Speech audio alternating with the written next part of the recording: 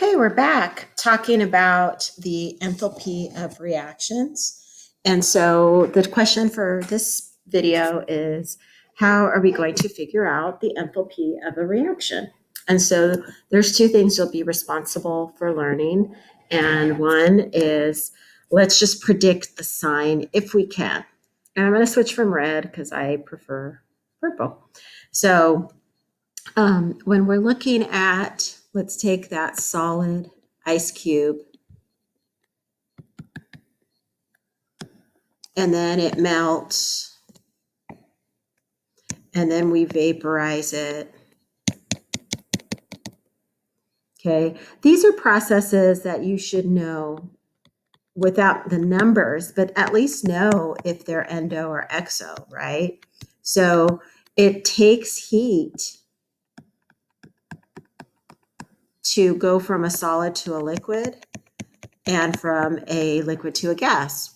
And we know that from our everyday experience. If we pull an ice cube out of the freezer, we know it's going to melt because it's absorbing heat from the room. And then to go from liquid to gas, we have to heat it on the stove, right? To try to vaporize it. It'll still have some, at any given point, there's enough energy on some of the molecules to vaporize and evaporate. You talked about vapor pressure last semester, but to do that, it's absorbing heat. Okay, so the reverse processes are exo. Those are harder to visualize, but when water freezes, heat is liberated. When it condenses, heat is released, right? Given off, liberated. Okay, so those are ones that you should know. Like those are ones that you've done enough of to know. Another one that I think is important are combustions. Combustions are exothermic. Like the hydrocarbons that we're going to talk about in a few minutes, like when you burn methane gas in your Bunsen burner. Octane we talked about in the engine of a car. Okay. All right. So can you always predict the signs? No. There's going to be reactions you have no idea if they're endo or exo. But a lot of them you can. One more. So phase changes, simple phase changes, combustion. Another one that you've worked with a lot would be dissolving salts in water. Most salts are endothermic for that. They need heat to dissolve. So like you take sodium chloride in water, it's going to absorb some heat from the surroundings to dissolve. Okay. Now, the rest of the lecture focuses on how we're going to find the enthalpy of reaction mathematically. And for this, we're going to use some tables in the back of your book. So if you can grab your book and look in the back in appendix 4, A21 out of your textbook. Okay, there's going to be a lot of information in the back of your textbook. You're going to be using the textbook a lot. Okay, so what you're going to have back there are what are called standard enthalpies of formation. And the symbol looks like this, delta H, lowercase f with the not symbol. And what the not symbol up here at the top means that we're looking at standard states in terms of temperature and pressure. And so let's take a look at some of these values. So the standard state for a gas will be a pressure of exactly 1 atmosphere. For a pure substance, like a liquid or solid, the standard state is the pure liquid or solid. And then if it's talking about a solution, the concentration is exactly 1 molar. Okay, so that is an important part to this conversation. So in the back there, they'll have the definitions for the standard states of an element. So these are elements in the form in which they're found and exist under 1 atm and 25 degrees Celsius. So for oxygen, O2 is a gas. And then that would be by definition from the back of the book that you're talking about that gas at 1 atm. The standard state for sodium is a solid, for mercury is a liquid. If we were in the lecture hall, we'd have that really nice periodic table that kind of had them color coded for whether they're solids, liquids, or gases at room temp. Okay, so here's one example from the book. This is from the PowerPoint, but I actually took a picture of table in the appendices A21, and that's Appendix 4. And what I want to show you on here is a couple of things. Number one is what do these numbers mean? And we're only talking about today in this video, this column here. And see where it says CO2. That is the enthalpy for forming carbon from its elements. And so the question will then become, what are the elements that form carbon? So for CO2, the elements are carbon plus O2 gas. Now we know oxygen's a gas under standard state. Okay, and the carbon is a solid, and then now there's different forms of carbon. So carbon as a solid could be graphite, could be diamond. So the question is, which is the form that's used as the reference? And that would be carbon graphite. Okay, diamond's not the standard. And in a second here, I'm going to show you a little bit more regarding that particular discussion. So for now, carbon plus oxygen would make CO2. And this equation here are the elements in their standard state forming the compound. So I like to think of this part here as the behind the scenes of explaining where this number comes from. So if you're going to make 1 mole of CO2 from its elements, the amount of heat released would be negative 393.5. If we were thinking about how much energy it would take for carbon dioxide to go back to its elements, then because enthalpy is a state function,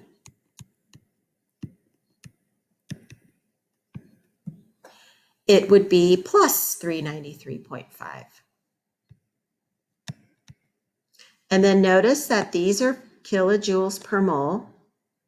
So if I was to double this, so let's go to here that I'm looking at how much energy is involved with making 2 moles of CO2 gas.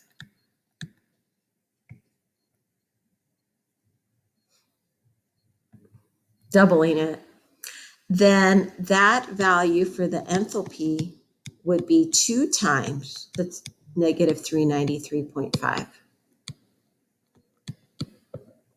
Because all of these values are per mole of the substance in the state that's given. Okay, now, the only element that's showing here that I have as an example is Cl2 gas. See it here? Okay, that guy, well, let's picture Cl2 gas forming Cl2 gas, right? This is an element going to an element. So the enthalpy of formation is 0. And that's something you should know when you look at these tables. That if it's in its elemental state, when you look it up in the back of the book, if it's in its elemental state under standard conditions, then the number listed for delta H will be 0.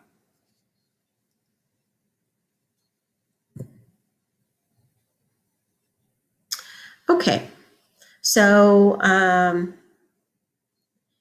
this was from the chart that the carbon solid plus hydrogen gas to make CH4. So this is the delta H of formation. So notice that this is our substance. These are the elements to form the compound. And the delta H of formation is negative 75. The reverse reaction will have an enthalpy of formation of plus 75. The enthalpy of formation of hydrogen is 0. And the reaction, as written up here, is not endothermic, it's exothermic.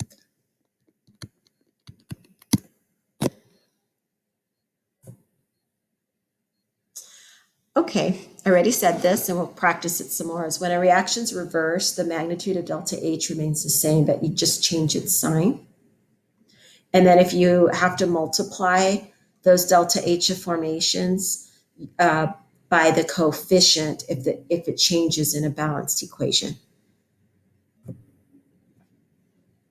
Okay, I like this one too. This is a pretty good one. The hydrogen here, if we notice, is 0 because hydrogen gas is the accepted elemental state under standard conditions. So that's why that's a 0. I2 is a solid, so that guy's a 0. Iron is a solid. Okay, so hopefully you're getting the point. That we use these now to figure out as written, like here's water, gas. You see water, gas. That would be, that's a compound. So that's the energy involved when water, gas forms from its elements. And that would be negative 242. The behind the scenes is here. Those are elemental states for the elements that form water. And I would have to put a 1/2 there to balance it. So you're not maybe used to seeing the halves and the 3/2. Those will come into play in this chapter because you're talking about 1/2 mole. Okay, all right. So let's see how we're going to apply this. And before we do that, what I want to do is get some numbers from that. So the equation we're going to look at, let's start with our combustion of methane gas.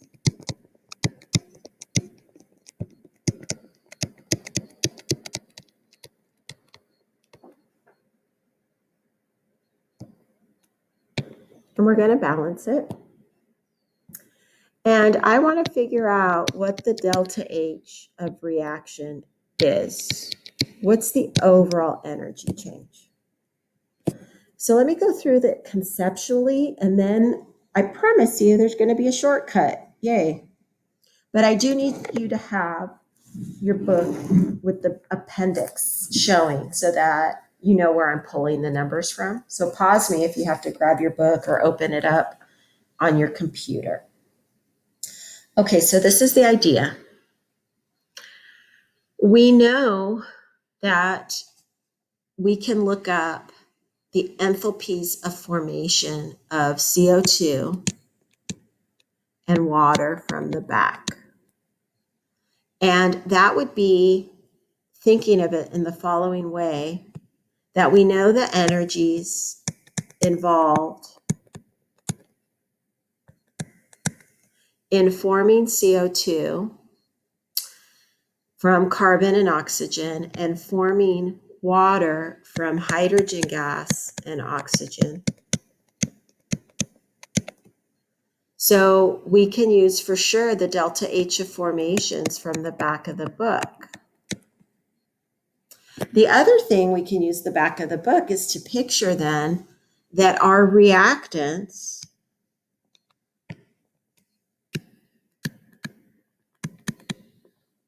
will break down into their elements. And then when they do that, they'll recombine to form product. So let me kind of rewrite this part here. So we'd want to picture that carbon would break down into its elements.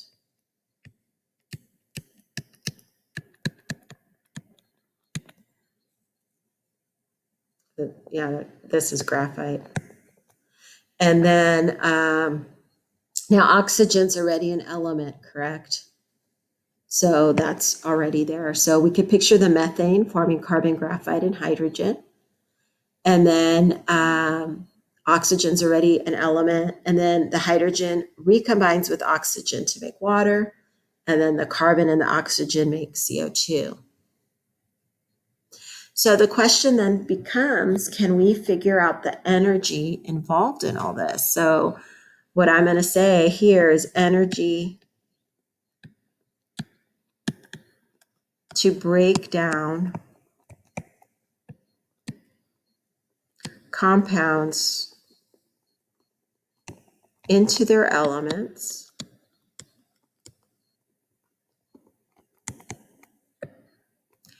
and then energy released or involved in forming products.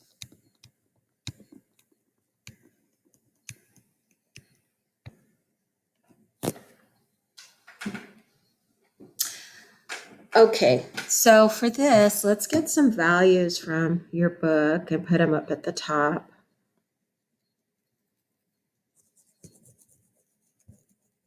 It's on the previous slides, but I won't click back and forth, too confusing.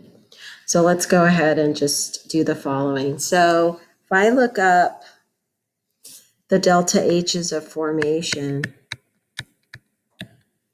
for CH4, O2, CO2, and water, let's go ahead and get the numbers from the back. We know oxygen's is 0 because it's already an element. For CO2, I have negative 393.5. These are in kilojoules per mole. For CH4, it's gas, it's negative 75. And then for H2O, negative, I'm doing gas there, negative 242.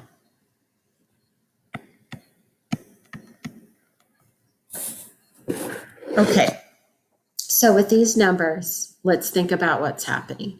We're going to use the tables in the back to picture that our reactants are going to break down into elements.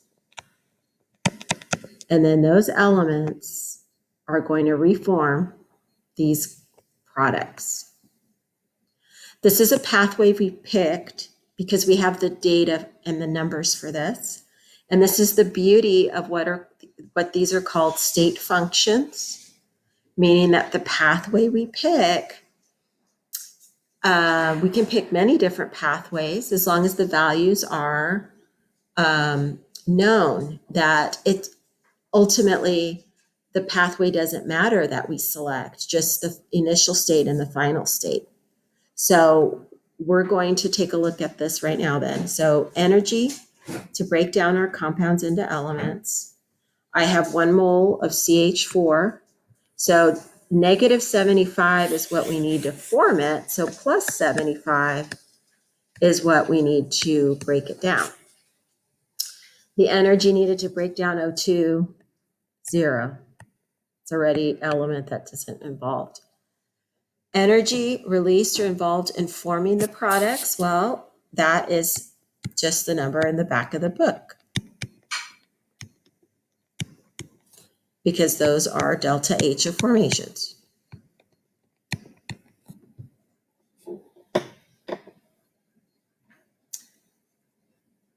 Okay, so if it takes plus 75 to break down CH4, and then negative 393.5 and negative 242 to form it, how would we go about finding the delta H of this reaction? Would be just to add these all together.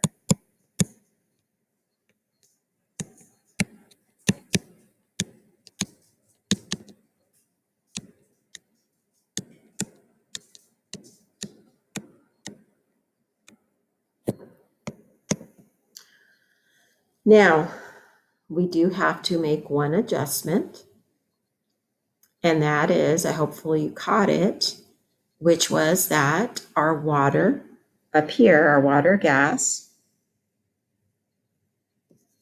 has a 2 in front of it. So I'm going to have to go through and make sure that I account for 2 moles of that. Wow, I don't know why it came out that way. I think I must have clicked on it funny.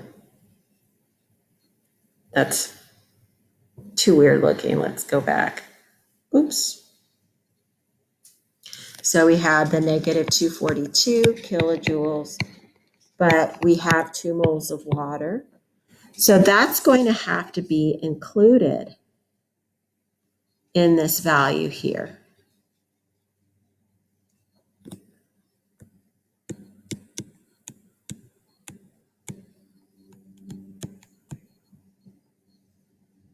Okay, the other ones, the CO2 didn't have a coefficient, and then the O2 is a 0, so then that one didn't matter. So take a minute and help me see if I did this right.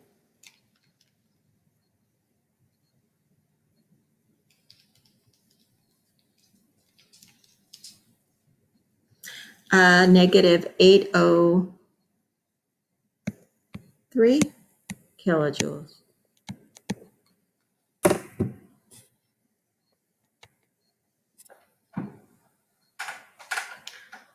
Okay, so this idea that we can add and subtract reactions using enthalpies, that is an important thing in science called Hess's law.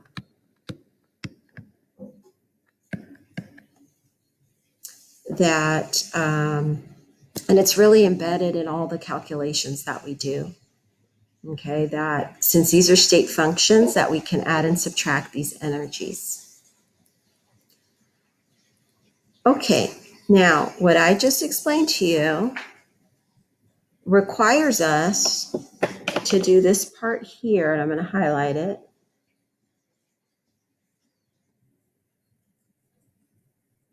With a really scary red looking highlighter. It required us, oh, I'm sorry, I can't handle that color. That's just awful. I'm not sure where, oh, I see, I'm sorry.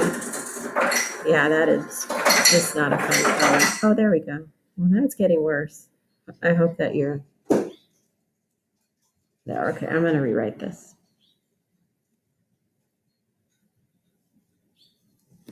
So this is the energy needed to break the reactants to their elements.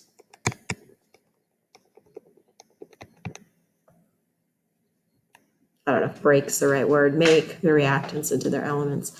Okay, so you notice what I had to do was I had to change the sign on the methane, because in the back of the book, those are for formations. Those guys are over here.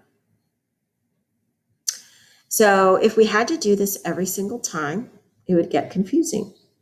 So instead, what I want you to look up at the top here is I want you to notice something really important. And I'm going to erase it, this underneath. I'm going to erase now all of this bottom part.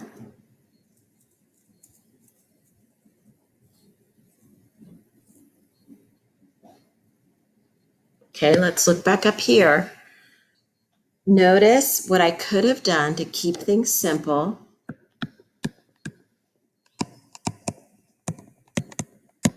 Is I could have taken our products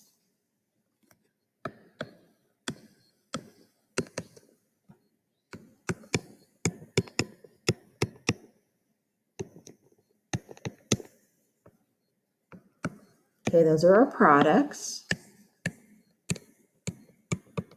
And subtracted off the reactant. And when I do that, then I don't have to do anything at all with the sign of the reactants. See how I keep the negative there? So I can just pull the values, use the values from the book. So I don't have to worry about anything. And this is how we'll be doing these. What it's basically saying is you're going to take the sum of the products plus any coefficients that you have to have and subtract off the sum of the reactants. And then recall that the other one, and I didn't write it, was 0, right, for O2. So I didn't need that, which is why I'm simplifying.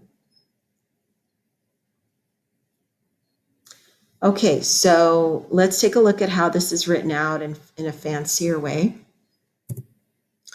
The change in enthalpy for a given reaction can be calculated from the enthalpies of formation of reactants and products. See this? This is the sum, it's a summation of the enthalpies of formation of products, and that includes any coefficients, subtracting off the enthalpies of formation of reactants, and everything is as written, so you don't change signs of anything from the back of the book. So this is a big thing for us to know how to do. It's easy, good. And then remember the delta H of formation for any element. So in our example for O2, that guy was 0. So we didn't have to worry about that. Okay, so take a moment with your book to go ahead and figure out the overall enthalpy of reaction for the formation of something called thermite. And that is formed from aluminum with iron 3 oxide to form aluminum oxide and iron solid. So go ahead and pause me and do this question using your table from the back of the book.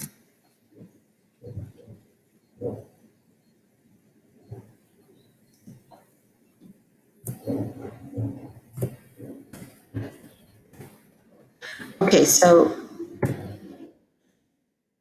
you have all of the you'd have all the values from the back of the text. So these are from Appendix 4. Yeah. These would have to be given. And then you just need to look at the balanced equation and use the coefficients. We're going to take our products times their coefficients minus the reactants with their coefficients.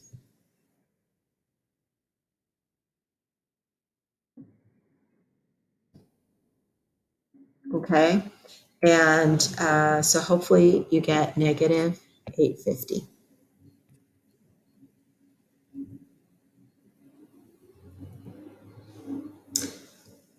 Okay,